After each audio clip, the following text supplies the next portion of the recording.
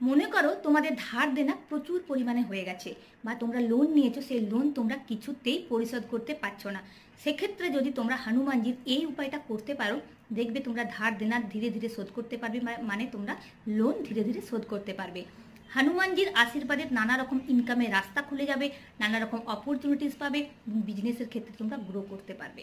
তো এর জন্য তোমাদের যেটা করতে হবে, তোমরা কি করবে, মঙ্গলবার দিন একটা দেশলাই বক্স নিয়ে তোমরা হনুমানজির মন্দিরে যাবে।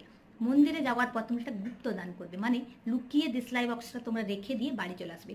কিন্তু আসার পথে তোমরা এই জিনিসটা খেয়াল রাখবে, যদি কারোর সঙ্গে দেখাও হয়ে যায়, মানে আত্মীয় স্বজন বা বন্ধু বান্ধবের সাথে তোমাদের দেখা হয়ে যায়, সেক্ষেত্রেও কিন্তু তোমরা পিছন ফিরে দেখবে না। পিছন ফিরে যদি তোমরা দেখো, সেক্ষেত্রে কিন্তু এর থেকে তোমরা আর ফল লাভ করতে পারবে না, মানে উপায়টা কার্যকরী হবে না।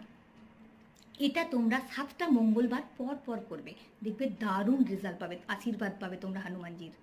আরেকটা রেমেডি তোমাদের সাথে শেয়ার করতে চলেছি, সেটা হচ্ছে, তোমরা সকলেই জানো যে হনুমানজির অরেঞ্জ কালারের সিঁদুর পছন্দ করে, অরেঞ্জ কালারের চোলা পছন্দ করে এবং চামেলি তেল পছন্দ করে। তোমরা যদি মঙ্গলবার দিন বিকেল বেলায় চামেলি তেলের দিয়া জ্বালাতে পারো বা অরেঞ্জ কালারের চোলা চড়াতে পারো অথবা অরেঞ্জ কালারের সিঁদুর চড়াতে পারো, সেক্ষেত্রে কিন্তু তোমরা হনুমানজির ব্লেসিংস পাবে, মানে আশীর্বাদ পাবে। তো আজকের রেমেডিগুলোই তোমাদের ভালো লেগে থাকে, প্লিজ লাইক শেয়ার কমেন্ট করতে ভুলো না। Thank you.